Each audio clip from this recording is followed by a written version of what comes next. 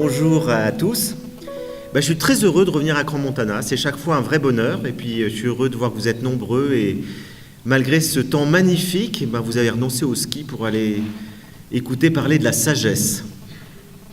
Alors, je vais vous parler effectivement de la sagesse et de Spinoza. Parce que vous savez que je viens d'écrire un livre sur Spinoza et beaucoup de grands penseurs, beaucoup plus importants que moi, considèrent que Spinoza est le plus grand des philosophes, notamment des penseurs comme Nietzsche, comme Freud, comme Goethe, comme Einstein, ont été totalement bouleversés par l'œuvre de Spinoza et ça a complètement changé leur regard sur le monde, leur regard sur la vie. Et le problème de Spinoza, c'est que c'est un auteur très dur à lire. C'est probablement l'auteur le plus difficile à lire d'histoire de la philosophie et en même temps, sans doute le plus important. C'est pour ça que j'ai consacré du temps à écrire un livre que j'espère le plus accessible possible pour transmettre les clés essentielles de la pensée de cet homme.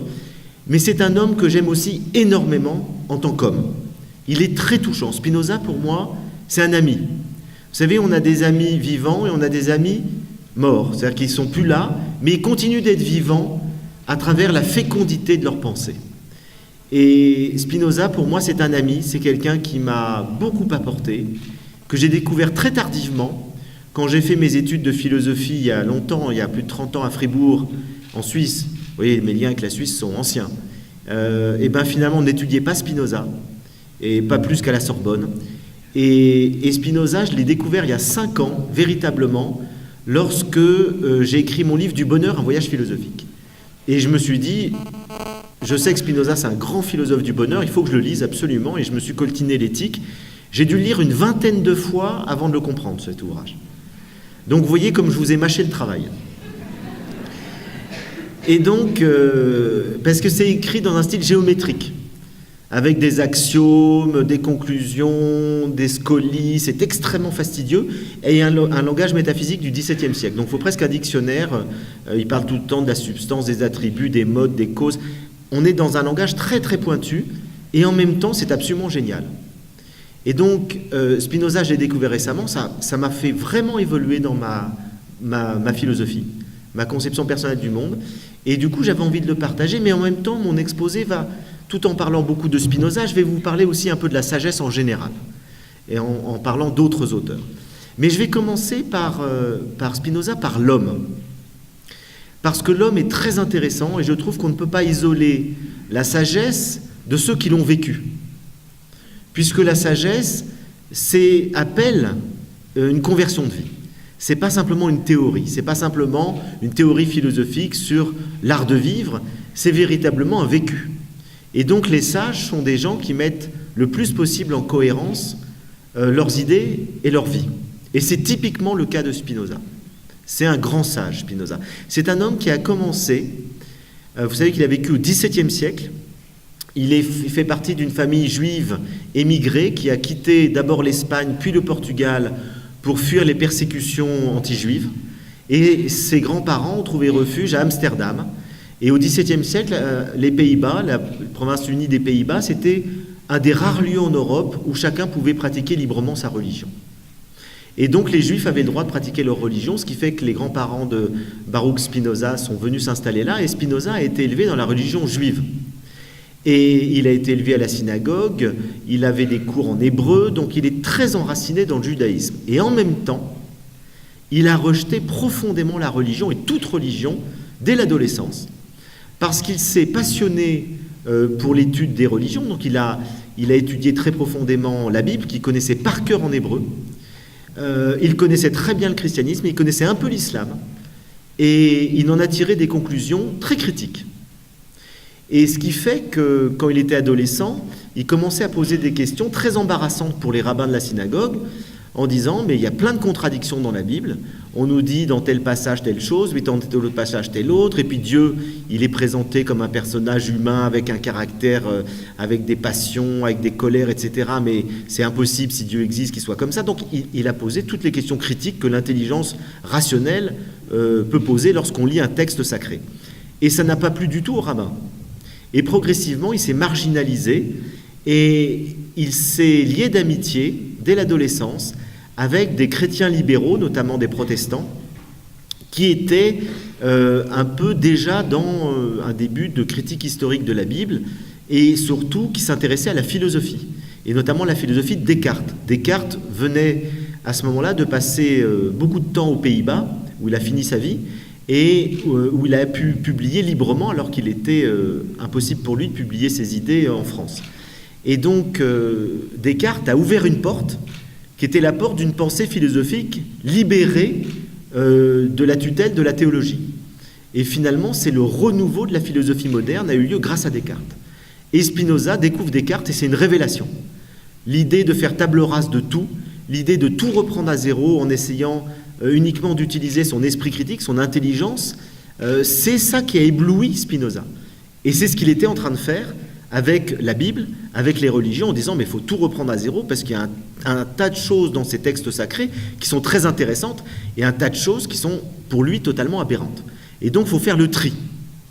Et du coup, Spinoza commence à faire le tri et il va écrire un petit texte qui va être les prémices d'un ouvrage qu'il publiera plus tard, qui s'appellera le Traité théologico-politique, dans lequel il fait une critique très radicale de la religion, en disant que, au fond, les religions sont mues essentiellement par l'émotion de peur. Il nous dit c'est parce que les gens ont peur, c'est parce qu'ils sont dans la crainte, qu'ils ont besoin de croyances religieuses. Et ces croyances religieuses permettent d'affermir un pouvoir politique. Et donc il définit une critique philosophique de la religion, dans lequel il nous dit en conclusion, il n'y a qu'une chose à retenir d'intéressant de la religion, c'est la morale qui nous incite à pratiquer la justice et la charité. Mais le prix à payer de ça, ce sont toutes les guerres de religion, c'est le fanatisme, ce sont les croyances absurdes, et c'est un tas de choses dont on peut parfaitement se passer. Et donc, il nous dit, si la philosophie, par la raison, peut nous amener à nous convaincre de pratiquer la justice et la charité, ça vaut beaucoup mieux que d'être religieux. Parce que le prix à payer de la religion est trop lourd. Et donc, on voit qu'il a une critique très radicale. Il nous dit, finalement, la religion nous amène à pratiquer par obéissance la justice et la charité, il vaut mieux le faire par intime conviction. En même temps, il va assouplir un peu son propos sur la religion, parce qu'il a un côté très mystique, Spinoza, et j'en parlerai tout à l'heure. Il a une connaissance intuitive de Dieu. Spinoza parle tout le temps de Dieu. Il est extrêmement spirituel. Ce qu'il critique, c'est effectivement la manière dont, par nos affects, par nos émotions, par nos peurs, nous avons besoin de croyances qui nous rassurent, mais qui créent et qui suscitent de la violence et de l'intolérance. Donc Spinoza, à 23 ans, il est exclu de la communauté juive, de manière extrêmement violente par un texte qui s'appelle un hérem, c'est-à-dire un acte de bannissement définitif, dans lequel on le maudit pour l'éternité et on interdit toute personne juive de lui parler. Ce qui veut dire qu'il va perdre sa famille. Alors il a déjà perdu sa mère quand il avait 5 ans, son père venait de mourir et ses frères et sœurs vont arrêter de lui parler et il va devoir quitter son milieu familial. Donc c'est déjà une douleur très vive pour Spinoza d'être coupé complètement de ses liens amicaux et familiaux. Et puis il va tomber amoureux d'une jeune fille qui est la fille de son professeur de latin, puisque Spinoza, depuis l'adolescence, prenait des cours de latin. Il est tombé amoureux d'une fille très jeune qui avait 16 ans, et il a envie de faire sa vie avec elle. Mais le problème, c'est que cette fille est très catholique et qu'elle exige qu'il se convertisse au catholicisme, ce qu'il refusera catégoriquement de faire. Et donc, finalement, elle va épouser quelqu'un de protestant qui va se convertir au catholicisme, et Spinoza restera touché très profondément toute sa vie par ce drame amoureux. Mais on voit déjà que la recherche de la vérité, pour lui, est plus important que tout. Il ne fera jamais de concession avec la vérité, Spinoza. Il préfère renoncer à un amour plutôt que de sacrifier la vérité en se convertissant de manière factice à une religion à laquelle il n'adhère pas. Et donc, Spinoza va se retrouver tout seul. Il va se retrouver banni de sa communauté. Il va se retrouver dans cette situation de rupture amoureuse extrêmement difficile. Il avait repris la petite entreprise de son père qui va faire faillite et il se retrouve sans rien. Et là, il a écrit un texte magnifique dans le début du traité de la réforme de l'entendement, qui est son premier ouvrage, dans lequel, vers 25-26 ans, il écrit « Je me retrouve dans une immense détresse, dans un péril extrême. » On voit très bien à quoi il fait allusion. « Et je suis à la recherche d'un bien impérissable. Je suis à la recherche d'une joie permanente que rien ne pourra m'enlever. Et voilà tout le programme de vie de Spinoza. À partir d'une grande détresse personnelle, il va rechercher un bien impérissable que rien ne peut lui enlever, une joie qui demeure à jamais. Et il va y parvenir, et c'est toute la quête de la sagesse. Et la quête de la sagesse, finalement, et là je vais dire un mot beaucoup plus large que Spinoza, c'est quoi? La quête de la sagesse, c'est ne plus rechercher le bonheur à travers les aléas de la vie, à travers les événements qui nous arrivent au gré du vent de la vie. C'est rechercher le bonheur en soi. Autrement dit, les sages, ce sont des gens qui ne cherchent plus à adapter le monde à leurs désirs, ce que nous faisons tous. Ce sont des gens qui prennent le monde comme il est et qui aiment et désirent le monde tel qu'il est et qui finalement acceptent la vie telle qu'elle se présente à eux, avec des hauts, avec des bas, avec des événements agréables, avec des événements désagréables, sans jamais se plaindre, en se disant il y a toujours quelque chose à prendre de positif dans tout ce qui arrive, y compris une maladie, y compris une épreuve, y compris un deuil. On peut en retirer quelque chose, un enseignement de vie qui fait que nous allons continuer de grandir à la fois en humanité et à la fois dans un bonheur profond et durable. Ce qui fait que le but de la sagesse, c'est que le bonheur, la satisfaction de la vie ne dépendent plus des événements extérieurs, qu'ils soient inscrits en nous dans le regard qu'on porte sur la vie. Le sage, c'est celui qui regarde la vie d'une telle manière qu'il se satisfait de la vie. Et vous savez, c'est assez extraordinaire parce que c'est une intuition qu'on peut avoir très jeune. Spinoza l'a eu à 25 ans. J'ai rencontré des enfants qui l'ont eu à 7 ans. J'ai fait un atelier philosophique avec des enfants. Vous savez que j'ai créé une fondation qui s'appelle la Fondation Sève. Ça veut dire savoir-être et vivre ensemble. Et cette fondation vise à former des enseignants pour faire des ateliers de méditation et de philosophie avec les enfants. Parce que la philosophie, comme nous dit Spinoza, comme nous dit Montaigne, comme nous dit Épicure, il n'y a pas besoin d'être un grand savant pour philosopher. La philosophie, ça naît avec l'émerveillement. Ça naît, comme nous dit Aristote, avec l'étonnement. C'est parce qu'on s'étonne qu'on pose des questions, et qu'on pose des bonnes questions, et qu'on pose des questions profondes. Et qui s'étonne le mieux, si ce n'est les enfants? Ils passent leur temps à s'étonner, à questionner. Or que nous, on est blasés, qu'on est adultes, les choses sont comme elles sont. Mais pas du tout pour les enfants. Ils vous demandent pourquoi les choses sont comme ça et pas autrement. Et donc les enfants, comme nous dit Kant, la métaphysique, ce sont des réponses que les philosophes essayent d'apporter aux questions des enfants. Et les grandes questions sont les questions des enfants.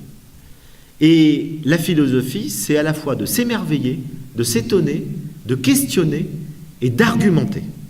La dernière phase, c'est l'argumentation.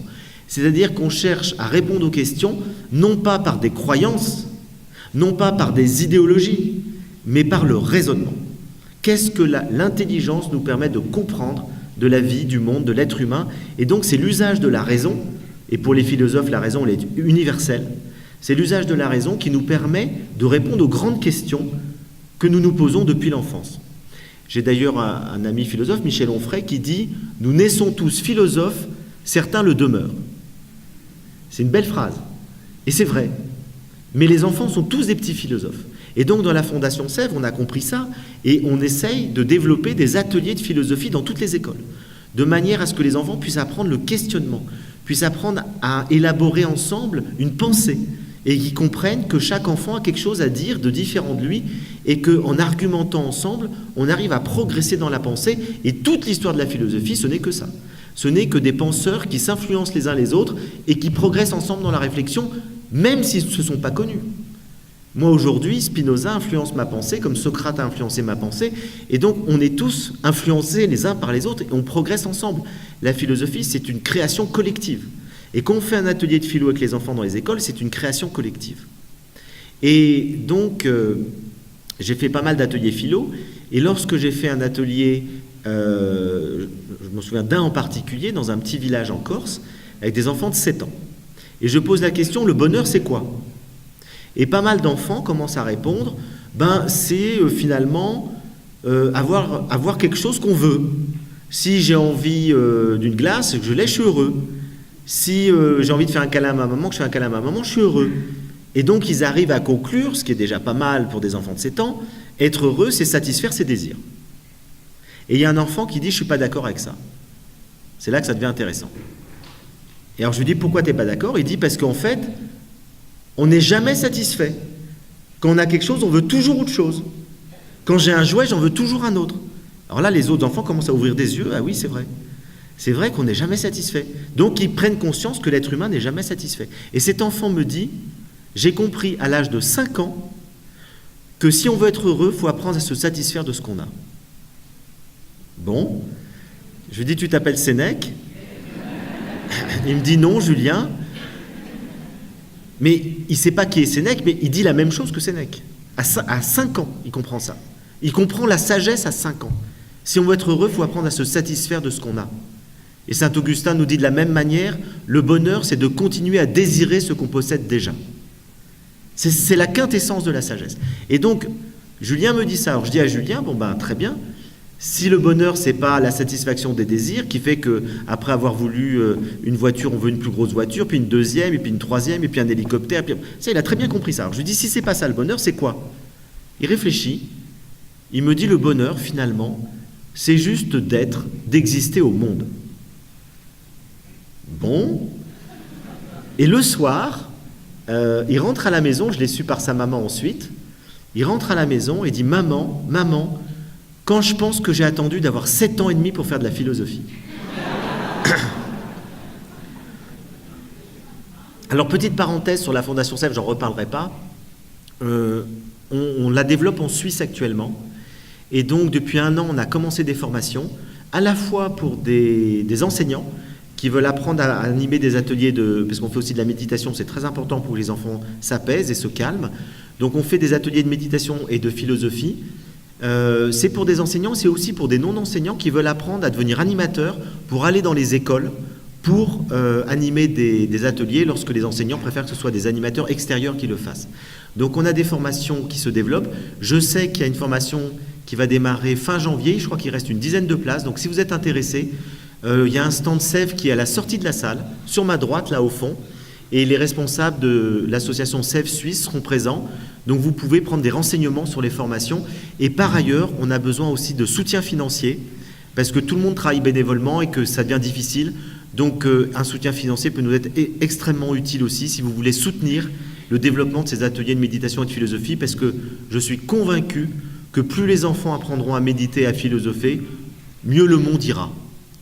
Puisque les enfants d'aujourd'hui sont les adultes de demain, et que plus les enfants seront transformés, seront capables d'améliorer leur regard, leur réflexion, de discuter ensemble, d'apprendre à vivre ensemble, plus le monde de demain ira mieux. Donc si vous êtes touché par ça, n'hésitez pas à aller voir les personnes au fond de la Fondation CEF. Et donc en fond, pour revenir à la sagesse, eh ben la sagesse, c'est exactement ça. C'est apprendre par la réflexion à comprendre que nos désirs sont toujours insatisfaits et qu'à un moment donné, il faut apprendre à se satisfaire des choses telles qu'elles sont et à mettre son bonheur non pas dans l'acquisition de nouvelles choses, de plus de reconnaissance, de plus d'objets, de plus de confort, mais mettre notre joie et notre bonheur dans simplement l'être, dans le savoir-être. Et se dire que plus on apprend à savourer la vie, plus on est heureux. Et il n'y a pas besoin de grand-chose pour apprendre à savourer la vie. Il n'y a pas besoin d'être très riche pour apprendre à savourer la vie. Vous pouvez vivre avec peu de choses et vous émerveiller de chaque chose. Vous pouvez vivre avec beaucoup de choses et vous émerveiller de rien. Et ce qui vous rendra heureux, c'est l'émerveillement. C'est la satisfaction. Vous serez trouvé dans chaque expérience. Imaginez que vous vous levez le matin, que vous prenez le temps de savourer la douche que vous prenez. C'est un bonheur extraordinaire. Quel plaisir, là, une douche, de se dire on a de l'eau qui coule, qui est chaude, ça nous fait du bien, ça fait du bien à notre corps, mais il faut le conscientiser. Il faut être présent. Et puis après, vous prenez votre thé ou votre café. Mais quel bonheur qu'on aime ça. Mais il faut le savourer, il faut le conscientiser. Et puis après, vous marchez dans la rue. Vous pouvez être préoccupé par tout ce que vous avez à faire, vous pouvez téléphoner, aucun plaisir. Vous pouvez regarder la beauté du paysage. Et quand on vit à Crans-Montana, on a de la chance. Regardez un visage, le visage d'un enfant qui vous sourit. Regardez le visage d'un vieillard qui est beau. Regardez un rayon de soleil. Et bien, ça vous met de la joie dans le cœur. Et on peut faire ça toute la journée. Tout ça nous est donné gratuitement. Il suffit simplement d'avoir la conscience de savourer la vie à chaque instant. Parce que si vous attendez qu'il y ait un drame pour savourer la vie, ce qui arrive très souvent, c'est parce qu'on vit un drame qu'on commence à prendre conscience que la vie est précieuse et qu'il faut prendre le temps de la savourer à chaque instant. C'est la fameuse phrase de Prévert que je trouve merveilleuse. « J'ai reconnu le bonheur au bruit qu'il a fait en partant. » N'attendons pas de reconnaître le bonheur au bruit qu'il a fait en partant. Reconnaissons-le tous les jours, à chaque instant, chaque fois que nous avons un ami qui nous téléphone, nous avons le visage d'un proche qui est auprès de nous, que nous faisons une lecture qui nous touche, il y a tellement d'expériences que nous pouvons faire qui peuvent nous rendre heureux, sauf que au lieu de les savourer, nous les faisons en pensant à autre chose. Nous faisons plein de choses à la fois. Nous sommes tout le temps préoccupés. Nous sommes tout le temps stressés. Et donc c'est pour ça que la vie est courte, elle passe très vite. Je vous invite vraiment à essayer de prendre le temps de savourer les moments de bonheur, de plaisir, de petits plaisirs, de menus plaisirs qu'il peut y avoir tous les jours qui vous soient offerts gratuitement. Vous n'avez pas besoin de dépenser une fortune pour avoir du plaisir. C'est donné tous les jours. Simplement, il faut savoir le regarder. Il faut savoir l'apprécier. Il faut savoir le goûter. Et beaucoup de gens ne le font pas. Parce qu'ils sont tout le temps en train de penser à autre chose. Ils sont préoccupés, ils ont un regard négatif. Vous savez que spontanément, on retient plus le négatif que le positif. C'est inscrit dans nos gènes. Parce que quand on était des hommes des cavernes, il valait mieux se souvenir des dangers. Quand vous rentrez dans une grotte pour la première fois et que vous vous faites manger le bras par un ours, il faut s'en souvenir. Parce que la deuxième fois, vous allez prendre des précautions pour aller dans une grotte. Et donc, notre cerveau archaïque, reptilien, a appris à mémoriser tous les problèmes pour être sûr qu'ils ne se reproduisent pas. Et on continue avec notre mental à mémoriser tous les problèmes. Et du coup, spontanément, on se souvient de tout ce qui ne va pas. Et quand on s'endort le soir, on s'endort avec les soucis, la rumination de tout ce qui n'a pas été dans la journée. Et on dort très mal. Faisons l'inverse. La conversion philosophique, c'est de ne pas être mu par notre cerveau reptilien, mais consciemment de faire un acte où on décide de mémoriser les choses positives de notre vie. Ça commence par conscientiser chaque moment agréable. Je bois un verre d'eau, je le bois en conscience. Et du coup, c'est extrêmement agréable. De conscientiser tous ces moments positifs et le soir, avant de s'endormir, consciemment, de se souvenir des meilleurs moments de la journée. Vous allez beaucoup mieux dormir. Et ça, c'est lié à une conversion intérieure. On décide d'avoir un regard positif sur la vie, constructif, et pas simplement d'être dans la rumination, tout ce qui va pas. Alors je dis ça en Suisse, je vous avoue que quand je le dis en France, ça a beaucoup plus d'utilité, parce que les Français sont toujours insatisfaits. Je pense que les Suisses sont un peu plus satisfaits de leur sort. Ils vivent dans un bel endroit, dans un plus petit pays, dans lequel il y a... Franchement, c'est plus facile de vivre en Suisse. Et surtout, j'ai remarqué qu'il y a quand même des pays, et pas que la Suisse, il y a pas mal de pays dans le monde où on voit les choses plus positivement. En France, moi je suis né dans un pays, alors je suis hyper optimiste, qui est le plus pessimiste du monde. Et donc je me heurte en permanence à des gens qui disent « tout va mal ». Et je leur dis « mais tout va mal, mais allez à Bali. C'est un pays merveilleux, ça vous fait rêver, etc. et tout, mais si vous êtes au chômage à Bali, pas d'indemnité. Si vous tombez malade à Bali, si vous n'avez pas de carte bleue, vous n'êtes pas soigné. Vous avez la chance d'avoir des indemnités chômage. Vous avez la chance d'avoir un pays qui prend en charge un tas de choses. Vous avez la chance d'avoir une sécurité sociale gratuite, une éducation gratuite. Mais de quoi vous vous plaignez ? Donc les Français sont nés pour se plaindre. Et ils ont un travail philosophique très important à faire pour arriver à ne plus se plaindre de tout. Vous savez la différence entre les Américains et les Français, vous allez aux États-Unis, vous voyez quelqu'un, vous dites comment ça va ? Oh, great, amazing, c'est toujours parfait. C'est un peu suspect.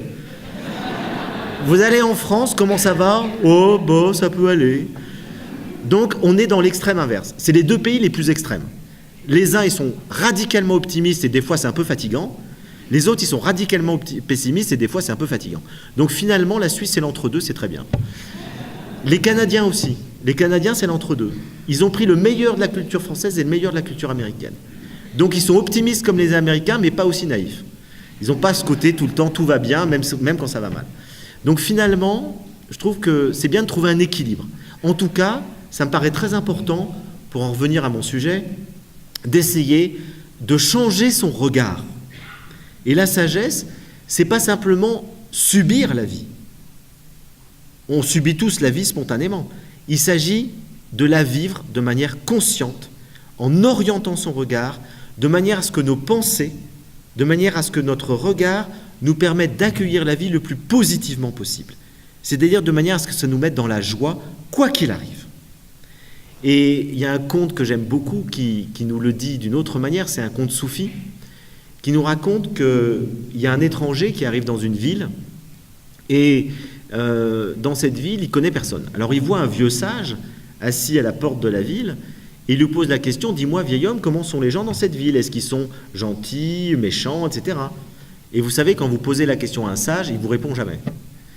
Il vous retourne la question. Et donc le sage lui retourne la question, dis-moi, étranger, comment sont les gens dans la ville d'où tu viens? Et l'homme lui répond, très méchant, très désagréable, c'est pour ça que je suis parti. Et le sage lui répond, ben ici c'est pareil. Alors le type est complètement désabusé et dit, mais j'ai pas de chance, partout où je vais, les gens sont méchants. Et 10 minutes après arrive un autre étranger qui pose la même question et qui lui dit, comment sont les gens ici? Le sage lui retourne la question, comment sont les gens dans la ville d'où tu viens? Et l'homme répond, charmant, très agréable. Et le sage lui dit, bah ici c'est pareil. Alors il y a un marchand de chameaux qui entend la conversation, il va voir le sage et lui dit, mais t'es un menteur. Comment tu peux dire à l'un que tous les gens sont méchants, à l'autre que tous les gens sont gentils? Il faut savoir. Et le sage lui dit, ça n'a aucune importance. Parce que nous portons le monde dans notre regard. Un homme qui est heureux quelque part sera heureux partout, un homme qui est malheureux quelque part sera malheureux partout. Ce qu'il faut changer, ce n'est pas le monde extérieur, ce qu'il faut changer, c'est son regard sur le monde. Et voilà la meilleure définition que je connaisse de la sagesse. Et c'est ce que Spinoza veut faire. Spinoza, à la suite des stoïciens, à la suite d'Épicure qu'il a lu, qu'il connaissait, il a envie de se lancer dans une aventure philosophique qui lui permettra d'atteindre un état de joie intérieure permanent, quels que soient les événements, et sa vie commence dans la douleur, sa vie commence dans les difficultés. Il est pauvre, il est dans une rupture amoureuse, il est rejeté par sa communauté, il a un courage extraordinaire, il refuse tous les compromis. Il refuse de faire des compromis. Vous savez que dans sa communauté juive, on lui a proposé de l'acheter. On lui a proposé de lui donner une rente annuelle pour ne jamais critiquer la Bible. Il refuse. Il refuse de se convertir au catholicisme pour épouser la femme qu'il aime. Donc c'est un homme intransigeant avec la vérité. Et cet homme-là va vivre dans la pauvreté toute sa vie. Et une pauvreté d'ailleurs qui le gênera jamais. Puisque plusieurs fois, on va lui proposer des rentes très importantes, il va commencer à être connu, il va avoir des disciples qui vont lui proposer beaucoup d'argent. Il va toujours refuser. En disant, je veux vivre simplement, sobrement, dans une petite chambre, et je veux gagner ma vie par moi-même. Je ne veux pas dépendre des autres. Et qu'est-ce qu'il va faire comme métier? Il va devenir polisseur de verre. Il va polir des verres pour construire des lentilles, notamment pour des lunettes, mais aussi pour des lentilles astronomiques. Et à son époque, il va devenir tellement bon dans ce qu'il fait que les meilleurs astronomes d'Europe iront acheter leurs lentilles astronomiques chez Spinoza. Et Spinoza était plus connu de son temps comme un polisseur de lentilles que comme un philosophe. Il faudra attendre plusieurs siècles pour que la reconnaissance philosophique de Spinoza se fasse, tellement sa pensée était complexe. Mais au fond, je trouve magnifique que cet homme qui, par sa philosophie, nous aide à voir mieux, plus loin, autrement, ait fait un métier manuel qui corresponde exactement à la même chose. Il aide les yeux du corps à voir mieux, plus loin, autrement. Il y a une cohérence totale entre son métier manuel et son aspiration philosophique. Et Spinoza, il change complètement notre regard. Il change complètement notre regard.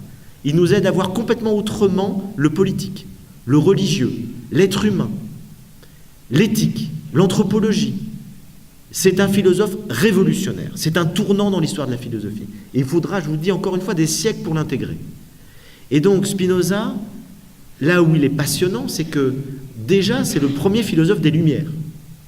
Un siècle avant Voltaire et Kant, il nous dit le meilleur régime politique qui soit, c'est un régime qui sépare le politique du religieux, donc laïcité, et qui favorise la liberté de conscience et d'expression dans un état de droit avec un vote démocratique. Donc il a tout défini de notre politique moderne au XVIIe siècle. Mais là où Spinoza est encore plus intéressant, c'est que non seulement c'est le pionnier des Lumières, mais il va beaucoup plus loin que les Lumières. Parce qu'il ne se contente pas de nous dire qu'il faut un régime politique démocratique qui respecte la liberté de conscience et d'expression. Il nous dit, pour que la démocratie, que ces régimes politiques fonctionnent bien, il faut aussi que les individus soient responsables. Il faut qu'ils soient éduqués. Il faut qu'ils soient dans la connaissance. Il faut que leur raison se développe.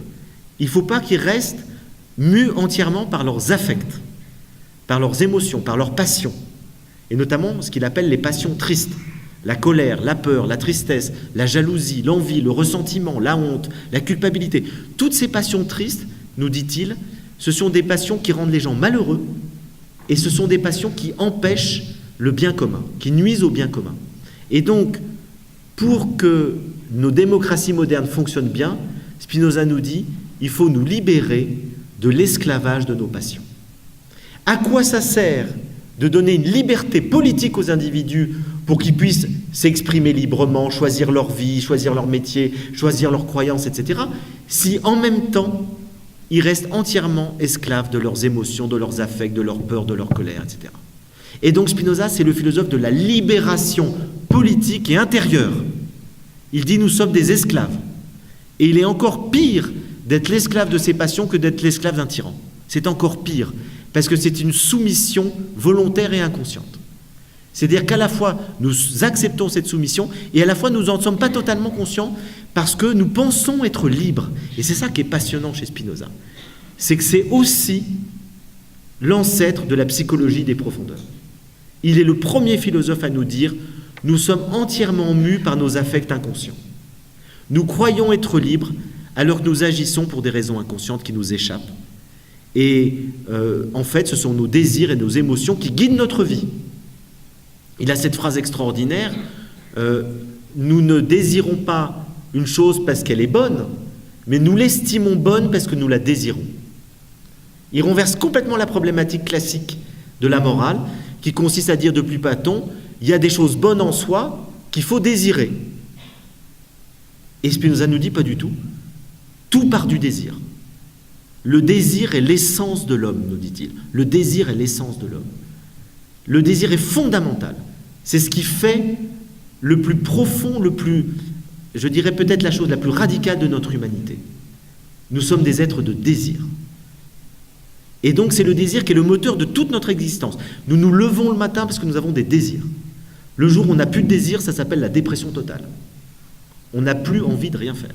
Eh bien, il ne reste plus grand-chose. C'est pour ça que le désir, c'est essentiel pour Spinoza. Et ce n'est pas négatif. Ce n'est pas négatif. Il nous dit, nous ne pouvons pas, il ne faut pas supprimer les désirs. Les désirs, c'est le moteur de notre existence. Il faut simplement être conscient que nous sommes mus par nos désirs. Et donc, il faut être lucide sur nos désirs. Il faut être lucide sur le fait que ce que nous appelons bon, c'est ce que nous désirons. Si je désire Dieu, je vais dire que Dieu est bon. Si je désire le chocolat, je vais dire que le chocolat est bon. Mais il y a des gens qui n'aiment pas le chocolat, qui n'aiment pas Dieu, parce qu'ils n'en ont pas le désir. Tout part de notre désir. Et donc, il dit une vérité très profonde, c'est que nous sommes d'abord gouvernés par nos affects. Ce qu'il appelle les affects, affectus en latin, c'est à la fois les émotions, les sentiments et les désirs. C'est-à-dire tout le domaine psycho-affectif. Et il nous dit, les affects sont premiers et ils sont accompagnés d'une pensée, d'une idée. Et nous avons des idées adéquates ou des idées inadéquates, c'est-à-dire des idées vraies, fondées sur la raison, et des idées fausses fondées sur l'imagination. Et donc, en fait, le but de l'éthique de Spinoza, c'est que nos affects, qui sont fondamentaux, qu'on ne pourra jamais supprimer, soient accompagnés d'idées adéquates. Autrement dit, que nous arrivions à avoir des émotions fondées sur des choses vraies et pas sur des illusions. Alors, je vais vous donner un exemple qui va vous parler concrètement. L'exemple de l'amour. Voilà comment Spinoza définit l'amour. Alors, écoutez bien, ça va très vite. L'amour, 2 points, c'est une joie liée à l'idée d'une cause extérieure. Bon, c'est pas très romantique, mais c'est très profond. Ah, c'est sûr que si vous dites à un dîner d'amoureux, pour la première fois vous rencontrez quelqu'un, vous êtes très attiré, il vous dit c'est quoi l'amour pour toi? Vous répondez l'amour, c'est une joie liée à l'idée d'une cause extérieure, c'est mort. Sauf si la personne est philosophe ou psychanalyste, ça va vous dire c'est génial. Mais disons que ce n'est pas une définition romantique de l'amour, mais c'est une définition philosophique de l'amour. totalement vrai. Pourquoi? Parce que Spinoza, quand il nous dit que l'amour est une joie, oui, l'amour c'est toujours une émotion de joie. C'est une joie liée à une cause extérieure, la personne qu'on aime. Mais là où il ajoute quelque chose de fondamental, auquel on ne pense pas beaucoup, c'est qu'il nous dit c'est une joie non pas liée à la cause extérieure, mais à l'idée d'une cause extérieure. C'est-à-dire que l'amour, c'est d'abord lié à une idée qu'on a de la personne qu'on rencontre. Et cette idée peut être vraie ou fausse, adéquate ou inadéquate. Et il nous dit la plupart du temps, elle est inadéquate. Nous commençons par rencontrer l'autre à travers la projection de nos affects. C'est-à-dire que nous rencontrons l'autre à travers nos désirs, à travers nos peurs, à travers nos attentes, à travers toutes les problématiques infantiles qu'on a eues dans la petite enfance. Et donc, nous ne connaissons pas l'autre dans un premier temps, nous projetons sur lui. Ça, je crois qu'on a tous fait un jour ou l'autre l'expérience.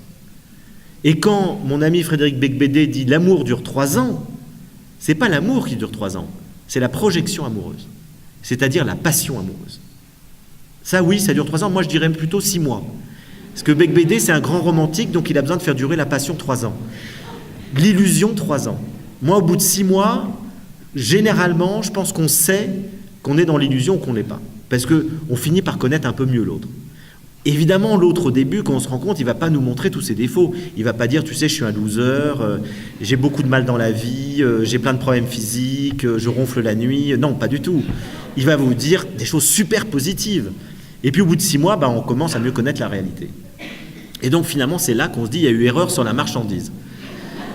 Sauf que, quand on dit il y a eu erreur sur la marchandise, on accuse l'autre de nous avoir trompés. Mais c'est pas ça la réalité. Bien sûr que l'autre nous a un peu trompés parce qu'il a montré le meilleur, mais nous aussi on s'est trompés, parce qu'on a voulu s'illusionner. On a commencé par rencontrer l'autre à travers le prisme de tous nos affects inconscients. Vous savez, j'ai un ami psychiatre il me dit tout le temps, j'adore cette phrase, parce que c'est tellement vrai, il dit quand 2 amoureux font l'amour pour la première fois, il y a 8 personnes dans le même lit. C'est-à-dire qu'il y a les amoureux, il y a leurs parents respectifs et leurs anciens conjoints. Attendez, pas réellement, hein, ouf. Alors je dirais pas ça en Suisse, hein. Non. Dans leur inconscient. Dans leur inconscient, il y a 8 personnes. C'est-à-dire qu'il y a tous ces affects complexes de tout ce qu'ils ont vécu depuis la petite enfance dans les liens affectifs. Et ce qui fait que du coup, on est en attente de ci, on a peur de ça. Dès que l'autre dit quelque chose, ça nous rappelle inconsciemment ce que notre mère nous avait dit, notre père nous avait dit. Et du coup, tout est faussé. On ne connaît pas l'autre. On n'a pas des attitudes justes vis-à-vis de l'autre. Et pour ça, il faut du temps. Il faut du temps pour vraiment connaître l'autre. Et là, Spinoza fait encore une distinction géniale entre la joie passive et la joie active. Il nous dit, la joie, c'est l'émotion la plus forte, la plus belle. C'est ce que nous recherchons tous, et il va d'ailleurs construire, je vais vous en parler après, toute son éthique sur la joie. Mais il nous dit, attention, il y a 2 types de joie. Il y a une joie liée à une idée inadéquate, qu'il appelle la joie passive, et la joie liée à une idée adéquate, qu'il appelle la joie active. Et il nous dit, c'est ce qui fait la différence entre, effectivement, une joie qui va durer tout le temps, la joie active, parce qu'elle est fondée sur une idée vraie, sur une vérité. Et lorsque vous aimez quelqu'un en vérité, vous l'aimez toujours. Même si vous pouvez d'ailleurs vous séparer, vous l'aimerez toujours, parce que vous l'aimez tel qu'il est. Moi, j'ai une amie qui m'a dit un jour, je sais, après 15 ans de mariage, je sais vraiment que j'aime mon mari, je l'aimerai toujours, quoi qu'il arrive, parce que ce qui me touche le plus chez lui, c'est ses défauts. Et ça m'émeut tellement que... Alors, ses qualités, n'en parlons pas, mais ses défauts me touchent. Ça m'émeut. C'est pour ça que je l'aime. Et donc, elle l'aime vraiment tel qu'il est. Et au fond, la joie active, elle est éternelle, nous dit Spinoza. Elle est éternelle. Lorsqu'on est dans un amour actif, cet amour est éternel. Lorsqu'on est, dans un amour vrai, cet amour est éternel. Dans une joie active, cette joie est éternelle. Rien ne peut l'enlever. Rien ne peut l'enlever. Même la mort, nous dit Spinoza. Lorsqu'un proche meurt, on gardera toujours, malgré la tristesse de la séparation physique, la joie intérieure de l'amour qui nous lie. Parce qu'il est vrai. Parce qu'il n'est pas lié à une dépendance. Parce qu'il n'est pas lié à une béquille. Il est lié à la vérité de son être, à la vérité d'une relation. Donc ça va très loin. Et ça permet d'expliquer, et Spinoza nous dit très justement, que souvent l'amour se transforme en haine. Il nous dit, c'est quoi la haine? La haine, c'est une tristesse liée à l'idée d'une cause extérieure. Vous voyez, c'est très simple. L'amour, c'est une joie liée à l'idée d'une cause extérieure. La haine, c'est une tristesse liée à l'idée d'une cause extérieure. Ce qui vous met dans la haine, c'est l'idée que vous avez d'un autre qui vous met dans une colère terrible. Et donc finalement, il nous dit, lorsque la joie est passive, elle se transformera tôt ou tard en tristesse, voire en haine. Et c'est ce qu'on voit avec des couples qui se sont adorés pendant quelque temps sans se connaître vraiment et qui après se déchirent pendant des années. Parce que la joie était passive et qui reprochent à l'autre l'illusion dans laquelle ils ont été. Et donc, tout ça pour vous expliquer comment fonctionne pour Spinoza l'être humain, c'est-à-dire nous avons fondamentalement des affects qui sont le substrat de notre être et nous avons des idées qui accompagnent chaque affect et les idées peuvent être adéquates ou inadéquates et tout le but de la philosophie selon Spinoza, c'est de créer des idées adéquates. C'est-à-dire que nos affects, nos désirs, nos émotions soient accompagnés d'idées vraies. Et ça, c'est le travail de la raison. Tout le travail de la raison vise à susciter des idées adéquates. Par la connaissance, par l'expérience, par l'introspection, par l'analyse, par la lucidité. Et tout ça nous permet d'avoir des idées adéquates sur nous-mêmes, sur les autres. Et ensuite, nous pouvons grandir de plus en plus dans des joies actives. Et donc, Spinoza va définir son éthique, sa philosophie de vie, en partant d'un constat très simple, qui à son époque, personne n'avait fait le même constat. Aujourd'hui, les biologistes du monde entier nous disent Spinoza avait raison. Ce constat est totalement vrai, à savoir, tout organisme vivant fait un effort pour persévérer et grandir dans son être. Tout organisme vivant fait un effort pour persévérer et grandir dans son être. Chaque fois qu'il grandit, chaque fois qu'il augmente sa puissance d'action, chaque fois qu'il augmente sa puissance vitale, il est dans la joie. Chaque fois que sa puissance d'action ou que sa puissance vitale ne peut pas s'exprimer ou qu'elle diminue, il est dans la tristesse. Et il nous dit la loi de la vie, c'est qu'on peut aller dans la joie ou aller dans la tristesse. Et donc fondamentalement, la joie et la tristesse sont les deux sentiments fondamentaux qui accompagnent tout vivant. Regardez les animaux. Vous avez un chien, s'il peut vivre selon sa nature, s'il peut persévérer et grandir dans son être, c'est-à-dire gambader joyeusement, etc. et tout, il est dans une joie extraordinaire. Si vous l'enfermez en cage toute la journée, il est dans la tristesse. Et c'est valable pour tous les animaux. Ils doivent s'exprimer sur leur nature. Quand des poules sont élevées en plein air, etc. et tout, elles sont heureuses, elles sont dans la joie. Lorsque vous les mettez dans des cages et que vous les parquez en batterie, elles sont dans la tristesse. Elles ne sont pas faites pour vivre comme ça. Donc vous voyez ce qu'on fait subir aux animaux aujourd'hui. C'est des milliards d'animaux qui, à cause de l'élevage industriel intensif, sont dans la tristesse. Et on mange de la tristesse. Non seulement on les fait souffrir, mais on incorpore leur tristesse. Je ne vous raconte pas les problèmes de santé qu'on va continuer d'avoir. Donc tout ça pour vous dire que la loi de la vie selon Spinoza, c'est de grandir, de se perfectionner, de s'améliorer, de pouvoir augmenter sa puissance d'action et son énergie vitale, et c'est ce qui nous met dans la joie. Et donc l'éthique de Spinoza, c'est une éthique fondée sur la joie. Pour lui, la morale, c'est pas de faire bien ou de faire mal, c'est de faire des choses qui nous mettent dans la joie. C'est d'avoir une action orientée vers la joie. C'est ce qui nous fait grandir. C'est d'augmenter notre puissance vitale. C'est pour ça que Nietzsche adore Spinoza, puisque c'est le grand philosophe de la puissance. Augmenter notre puissance d'action, notre puissance d'intelligence, notre puissance d'amour. Plus on augmente notre puissance d'être, plus on est dans la joie, et Spinoza nous dit, plus on est utile aux autres. C'est pour ça que Spinoza est un grand philosophe moral, contrairement aux apparences. Parce que l'apparence, c'est quoi ? C'est de nous dire, si la morale, c'est d'être dans la joie, alors le bourreau qui torture joyeusement quelqu'un, il est moral. Ben non. Le terroriste qui tue quelqu'un, c'est pas très moral, et pourtant, il a de la joie à tuer quelqu'un. Et là, alors ça, juste une petite parenthèse sur ce que je viens de dire, après je vais continuer. Les enfants le comprennent très bien, cette question morale. J'ai fait un atelier philo avec des enfants en posant la question, qu'est-ce qu'une vie réussie ? Ça, c'est une bonne question. Hein. On devrait se la poser plus souvent. C'est quoi une vie réussie ? Est-ce que c'est d'avoir une très grosse voiture ? Est-ce que c'est d'avoir du succès professionnel ? C'est quoi une vie réussie ? Et les enfants, 9 ans, répondent assez spontanément, assez consensuellement, je dirais, une vie réussie, c'est d'être heureux. Si on a réussi à être heureux, chacun selon sa nature, c'est qu'on a réussi sa vie. Et il y a un enfant qui dit « je ne suis pas d'accord ». C'est toujours comme ça que démarre un atelier philo. Il y a un enfant qui dit « je ne suis pas d'accord ». Pourquoi tu n'es pas d'accord ? On venait de subir les attentats du Bataclan. Et il dit « parce que les terroristes, ils ont tué des gens, ils étaient heureux, et je ne peux pas dire que leur vie est réussie ». Alors je lui dis « pourquoi ? Donne un argument ». Il dit, parce que pour moi, réussir sa vie, c'est faire son bonheur sans faire le malheur des autres. C'est faire son bonheur tout en respectant les autres. Et donc il dit, on ne peut pas dire que le bonheur et la vie réussie, c'est la même chose. Il a convaincu tous les autres. Tous les autres se sont dit, t'as raison, on peut être on peut être heureux de manière égoïste. Et on peut être heureux de manière non égoïste. Et réussir sa vie, c'est être heureux de manière non égoïste. Parce qu'on est utile aussi aux autres. Et on les a respectés. Et à ce moment-là, je dis à ce petit garçon de 9 ans, tu sais, il y a un philosophe qui a vécu il y a 2500 ans, qui s'appelle Socrate, qui a dit la même chose que toi.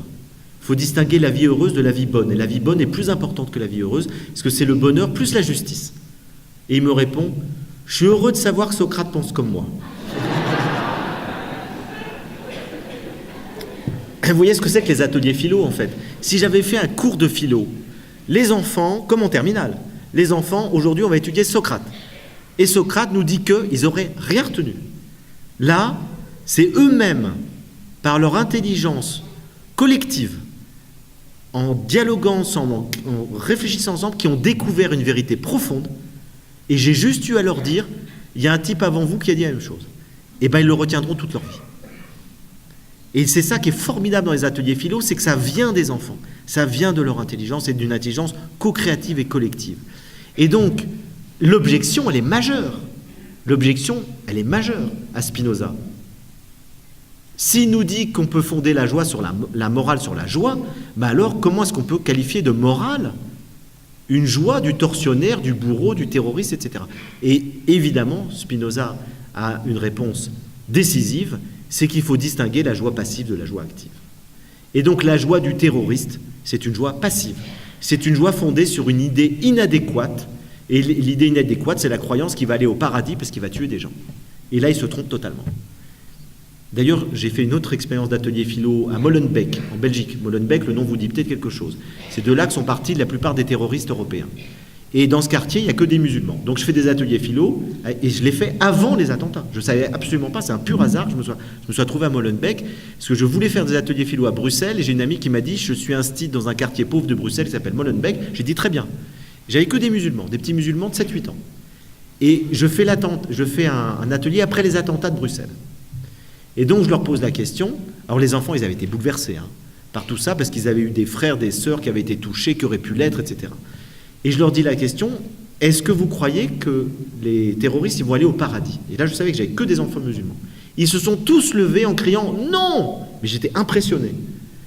Et je leur dis pourquoi? Parce que Dieu ne veut pas qu'on tue les gens, parce qu'on doit respecter les autres, etc. Et tout. Ils vont aller en enfer. Bon, tout ça pour vous dire que quand Spinoza nous dit qu'effectivement, il y a des idées inadéquates qui créent des joies passives, eh bien évidemment, les terroristes, ils sont dans une idée fausse.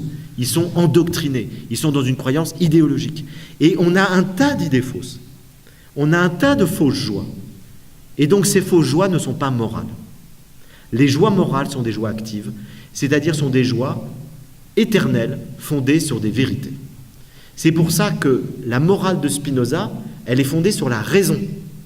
Comme toute morale d'ailleurs, comme la morale de Kant, comme toute morale. Elle est fondée sur la raison. C'est la raison qui nous donne des idées adéquates, qui accompagnent nos émotions et qui permettent d'orienter nos émotions vers des choses profondes, vers des choses vraies.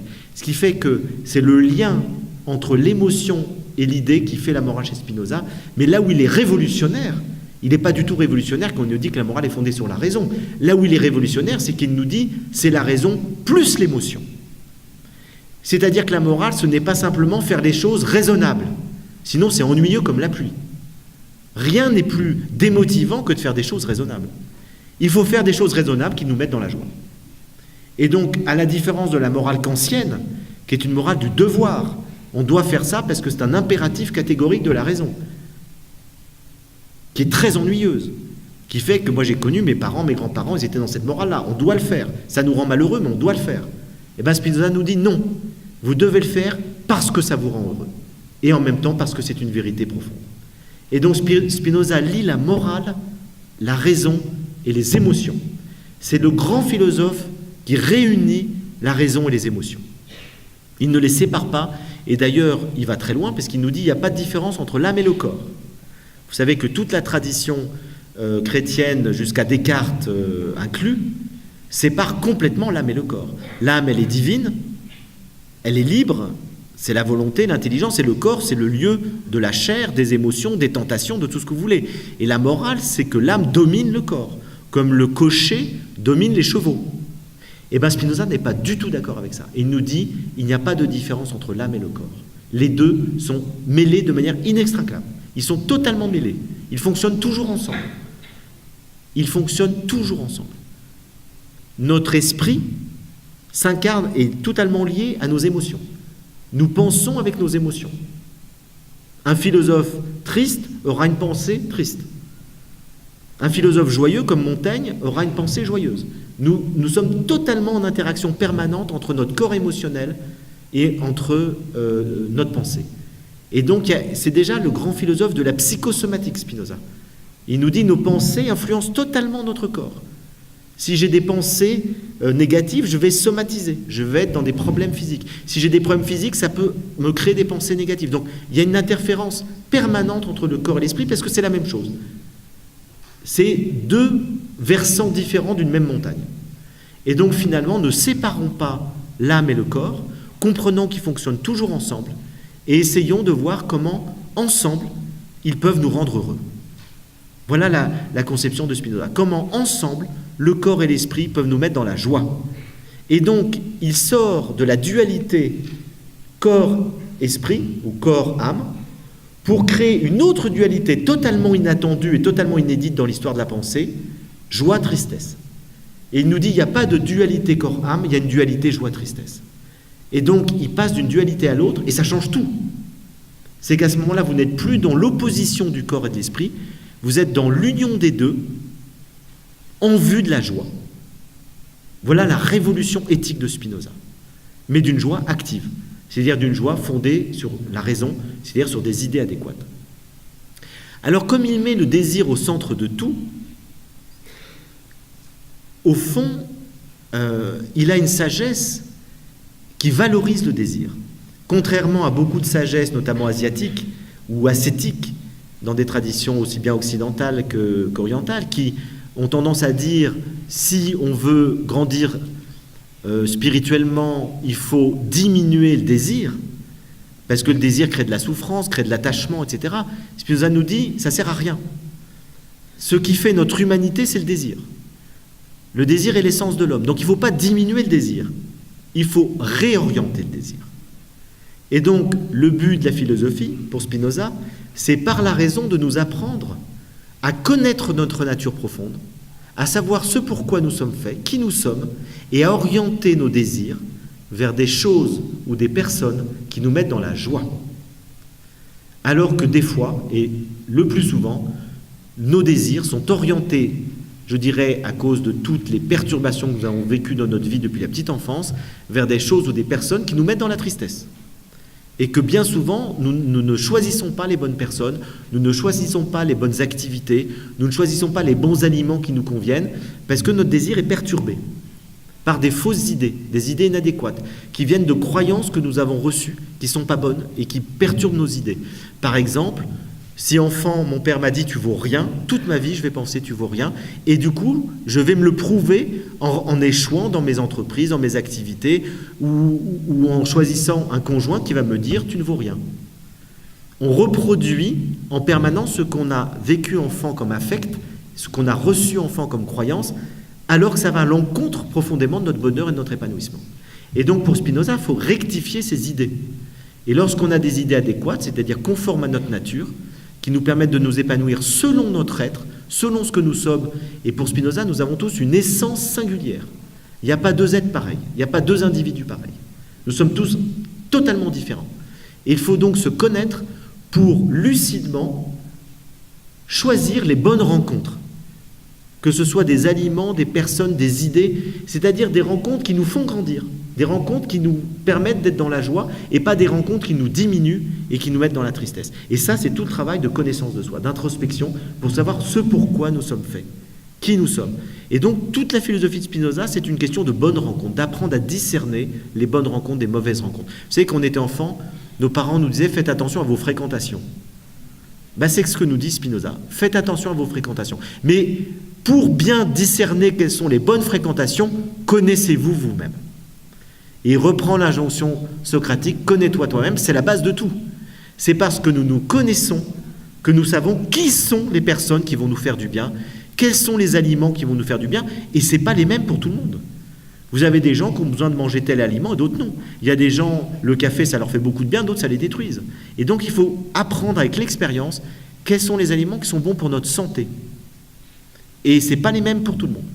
Il faut apprendre par l'expérience quels sont le type de personnes qui me font grandir, qui me mettent dans la joie, et quels sont ceux qui, pour telle ou telle raison, me mettent dans la tristesse. Découvrir quelles sont les activités qui m'épanouissent, qui me permettent de donner le meilleur de moi-même, de développer mes talents, alors qu'il y en a d'autres que je fais peut-être parce que mon père était banquier, alors je me suis dit je vais être banquier, alors que j'avais envie d'être pianiste. Bon, l'inverse est vrai aussi. J'ai un jour fait cet exemple parce qu'il est facile, et puis j'ai quelqu'un qui a levé la main qui a dit écoutez, moi je suis prof de piano parce que mon père était prof de piano, je rêverais de devenir banquier. Bon. Très bien, il n'y a pas de saut métier. Peu importe qu'on soit banquier ou pianiste, ça n'a aucune importance. Ce qui compte, c'est qu'on fasse un métier qui nous mette dans la joie. Il n'y a aucune valeur là-dessus. Il faut que chacun trouve l'activité qui lui convienne et non pas une activité dictée par l'injonction paternelle ou une ambition qui passe par des fausses valeurs, etc. Donc il faut trouver véritablement ce qui est juste pour chacun d'entre nous. Et donc, vous voyez que toute l'éthique de Spinoza, c'est une éthique du discernement de qui je suis et de ce qui est bon pour moi à partir d'idées adéquates qui me permettent de grandir. Et je vous disais, il a donc une éthique du désir. Et son désir est si important que Spinoza nous dit on ne peut pas changer sans désir. Le désir est le seul moteur du changement possible. Alors que les épicuriens nous disent, si vous voulez changer, la raison va vous permettre de changer. Le discernement, la phronésis en grec, va vous permettre de savoir ce qui est bon pour vous, donc vous allez changer. Spinoza nous dit ça ne marche pas. La plupart du temps, le fait d'avoir conscience du problème ne suffit pas à régler le problème. Les stoïciens nous disent la volonté nous permet de changer. Si tu veux, tu peux. On a tous dit ça un jour ou l'autre dans sa vie. Puis un jour, on n'a pas pu. Et on se dit, tiens, ça ne marche pas. Ça ne marche pas tout le temps. Ça marche souvent, ça ne marche pas tout le temps.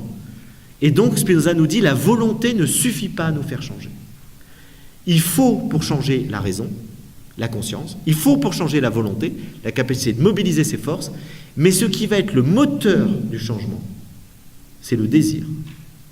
Seul le désir nous permettra vraiment de changer, d'évoluer, de grandir, de nous réorienter et de nous améliorer. Et il nous dit, lorsqu'on est pris dans une addiction, lorsqu'on est pris dans un malheur, qu'on n'arrive pas à en sortir, si on est alcoolique, si on est drogué, à quoi que ce soit, ce qui va nous permettre de changer, c'est que notre raison arrive à susciter un nouveau désir et que ce nouveau désir va nous permettre de quitter le désir qui nous rend malheureux. Si vous dites à un alcoolique, il faut absolument que tu arrêtes de boire parce que ça te rend malheureux, il vous dit, je le sais, mais j'y arrive pas.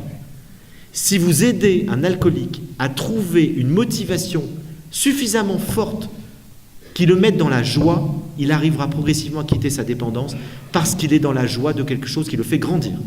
Et pour les enfants, c'est le principe fondamental de l'éducation. Trouver ce qui motive les enfants. On n'apprend que quand on a le désir d'apprendre. On ne change, on ne progresse que quand on a le désir de changer, de progresser.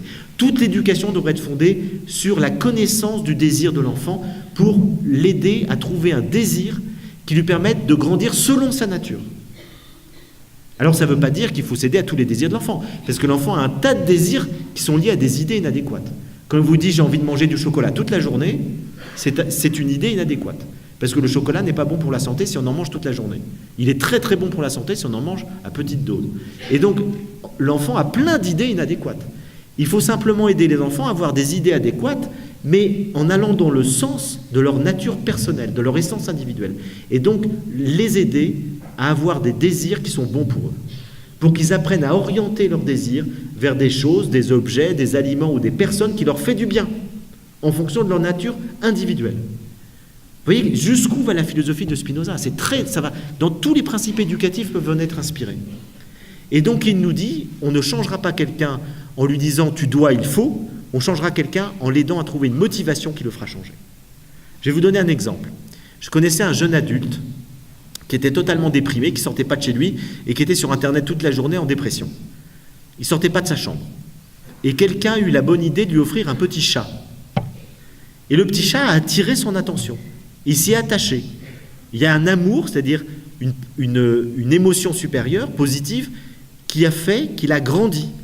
Et le chat a eu besoin de sortir, de manger, d'aller voir le vétérinaire. Et du coup, par amour pour son chat, ce jeune adulte a commencé à sortir. A commencé à sortir dehors, à s'occuper de lui, etc. Et du coup, ça l'a resocialisé. Progressivement, il est sorti de sa dépression et de sa chambre parce qu'il était passionné par ce jeune chat qui était devenu son ami. Et donc l'amour l'a permis de sortir de sa dépression. Petite parenthèse, c'est toute la morale de l'Évangile. Je dis bien de l'Évangile, je ne dis pas de l'histoire du christianisme, mais de l'Évangile. Jésus, dans l'Évangile, ne fait jamais la morale du devoir. Il n'est pas kantien, il est spinoziste. C'est pour ça que Spinoza adore le Christ. Spinoza est très anti-religieux, mais il y a une exception, Jésus. Alors qu'il n'a jamais voulu se convertir au christianisme, en disant, pour moi, c'est une aberration. Il dit la Sainte Trinité, j'y comprends rien. Les dogmes chrétiens, j'y comprends rien. Mais Jésus, pour lui, c'est le sage universel. Il nous dit toutes les idées et les pensées du Christ sont adéquates. Et pourquoi ? Parce que Jésus a totalement incarné une morale du désir. C'est le maître du désir. Chaque fois que Jésus veut faire changer quelqu'un, il l'aide à réorienter son désir. Il ne lui fait jamais la morale en disant « si tu fais le mal, tu iras en enfer ». Ça, c'est la prédication catholique ou chrétienne du 19e siècle. Mais dans l'Évangile, c'est jamais comme ça. C'est toujours « tu es malheureux parce que ton désir est mal orienté ». Et Jésus aide ses interlocuteurs, que ce soit la femme adultère, la femme samaritaine, Zachée, etc. Tous ces interlocuteurs malheureux, il les aide à réorienter leur désir vers des choses ou des personnes qui les font grandir. Et donc, d'ailleurs, c'est très intéressant parce que c'est pas un hasard. Spinoza, qui parle l'hébreu, le sait très bien. Le mot péché en hébreu, ça veut dire se tromper de cible. Le pécheur, c'est pas un salaud. Le pécheur, c'est tout simplement quelqu'un qui est malheureux et qui rend les autres malheureux parce qu'il oriente mal son désir. Son désir est orienté vers une mauvaise cible. Et donc, il oriente son désir vers des choses ou des personnes qui le rendent malheureux, et du coup, il rend malheureux les autres aussi. Et donc, pour aider un pécheur, entre guillemets, il faut simplement l'aider à réorienter son désir vers quelque chose, vers des émotions qui le font grandir, vers des personnes qui le font grandir. Et donc, c'est toute une question de désir. C'est pour ça que François Dolto, qui avait très bien lu l'Évangile, disait « Jésus est le maître du désir ». Et c'est très juste. Et Spinoza est le maître du désir. L'un et l'autre, en spiritualité, en philosophie, sont les maîtres du désir. Il ne s'agit pas de supprimer le désir, il ne s'agit pas de diminuer le désir à cause de la peur, de l'attachement, il s'agit de s'attacher aux bonnes personnes et aux bonnes choses, et de grandir avec le désir. Et donc finalement, on voit à quel point il y a des ponts et des passerelles entre Spinoza et des courants spirituels. Il y a d'un côté effectivement l'Évangile, mais il y a aussi le taoïsme. Il y a des parentés extraordinaires entre la philosophie de Spinoza et le taoïsme. Et je terminerai par la métaphysique de Spinoza, parce que elle nous oriente tout à fait vers cette piste-là. Spinoza commence son éthique par Dieu et finit son éthique par Dieu. Alors, quand on dit qu'il est athée, ça me fait un peu rire, si vous voulez. Simplement, il ne croit pas au Dieu des monothéismes. Il ne croit pas dans un Dieu extérieur au monde qui va créer le monde, comme un pur esprit va créer la matière, et qui ensuite va décider que le monde s'arrête, et puis ce Dieu-là, on peut le prier, il va nous donner des récompenses, c'est lui qui va nous juger, etc. Il ne croit pas du tout en ce Dieu-là. Et il nous dit, ce Dieu-là, c'est un Dieu produit de l'imagination. Nous avons imaginé ce Dieu parce que nous avons peur, et il nous rassure. Et il nous dit, Dieu, c'est tout à fait autre chose. Et voilà comment il le définit. Il définit Dieu comme la substance infinie qui porte le monde. Il est la substance du monde. Et il nous dit, Dieu, ce Dieu infini, cet être infini, cette substance du monde, et correspond à ce que nous appelons la nature, avec un N majuscule, c'est-à-dire tout ce que nous voyons du monde visible et invisible. C'est-à-dire, au fond, Dieu, c'est la nature, c'est-à-dire Dieu, c'est l'essence de toute chose. Je précise visible et invisible. C'est ce qu'on dit, Dieu, c'est la nature. Aujourd'hui, la nature, c'est les arbres et les oiseaux. Pour Spinoza, c'est beaucoup plus profond que ça. La nature, c'est à la fois la matière et l'esprit. Puisqu'il nous dit les deux attributs fondamentaux de Dieu que nous connaissons, il y en a plein d'autres que nous ne connaissons pas, puisque nous n'avons pas, dans cette vie, accès à autre chose que ce que notre expérience nous permet de comprendre. Et il nous dit les deux attributs auxquels nous sommes reliés, c'est la pensée et l'étendue. Traduction, l'esprit et la matière. Et donc nous connaissons Dieu à travers l'esprit et la matière, et nous sommes nous-mêmes un mode singulier de Dieu, parce que nous avons une âme et un corps. Et donc notre corps, c'est la dimension matérielle de Dieu, notre âme, notre esprit, c'est la dimension immatérielle, c'est-à-dire la dimension de l'esprit spirituel. Et donc tout ce qui est spirituel et matériel dans le monde, c'est Dieu. Et nous sommes un mode particulier de Dieu. C'est toute la philosophie orientale. Si vous connaissez un peu la spiritualité hindoue, le brahmanisme, notamment le Vedanta, c'est exactement ça. Le Brahman, c'est l'absolu impersonnel qui englobe le monde, et l'Atman, c'est la partie, le mode singulier du Brahman qui est appelé à rejoindre ce tout qui porte le monde, qui est le Brahman. C'est également la vision taoïste. Le Tao, c'est toute l'énergie qui porte le monde, et nous sommes une partie du Tao. Et nous avons à réaliser le Tao en nous pour l'accomplir. Et qu'est-ce que nous disent les taoïstes? C'est lorsque nous réalisons cette part divine du Tao en nous que nous sommes dans la joie. Et donc toute la philosophie taoïste est une philosophie de la joie. C'est une philosophie du mouvement et de la joie. Et donc il y a des points communs extrêmement forts entre le taoïsme et Spinoza. Et évidemment, Spinoza ne connaissait ni l'hindouisme ni le taoïsme. Et pourtant, il repense Dieu, il redéfinit Dieu dans des catégories métaphysiques occidentales qui correspondent exactement à la définition de Dieu dans le taoïsme ou dans l'hindouisme. Et je trouve ça assez incroyable.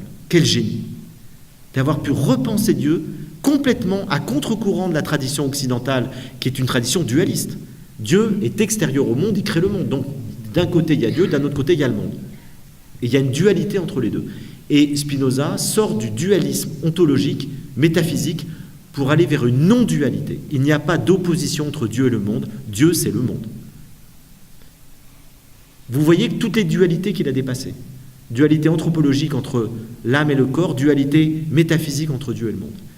Et donc il nous dit, il n'y a pas de dualité, la seule dualité qui existe, c'est la différence dans nos affects entre la joie qui nous fait grandir, qui nous permet de nous accomplir, qui est donc la boussole qui doit guider notre vie, et la tristesse qui nous diminue et qui fait que nous sommes malheureux, et c'est ça que nous devons éviter dans notre vie. Et donc toute la pensée de Spinoza est une pensée moniste, c'est-à-dire non dualiste, qui est fondée sur la croissance de notre puissance vitale, afin que nous puissions nous réaliser de plus en plus. Et nous dit-il, plus nous serons joyeux, plus nous rendrons les autres heureux. Parce que rien n'est plus utile au bien commun que l'utile propre. Rien n'est plus utile au bonheur collectif que les individus individuellement heureux, qui, parce qu'ils font raisonnablement ce qui est bon pour eux, vont faire raisonnablement ce qui est bon pour le collectif. Et donc il lie totalement l'individu et le collectif. Et d'ailleurs, il nous dit très clairement que si on ne travaille pas sur nos passions tristes, si on est esclave de nos passions, eh bien finalement, les démocraties ne fonctionneront pas. Parce que nous pouvons tout à fait élire démocratiquement des dictateurs et des démagogues. Hitler, je vous le rappelle, a été élu démocratiquement à cause du ressentiment, passion triste selon Spinoza, du peuple allemand après le traité de Versailles. Trump, notre grand ami Trump, a été élu démocratiquement à cause des passions tristes, colère et peur d'un certain nombre d'Américains. Quand on vote avec ces passions tristes, c'est une catastrophe. Il faut voter avec sa raison. C'est pour ça que le cœur de tout pour Spinoza, c'est la philosophie qui nous permet de développer notre raison pour orienter nos émotions, pour quitter les passions tristes et aller vers la joie. Et plus nous serons dans la joie, mieux le monde ira. Autrement dit, il a dit 3 siècles avant Gandhi, il faut se transformer soi-même pour changer le monde. Merci beaucoup.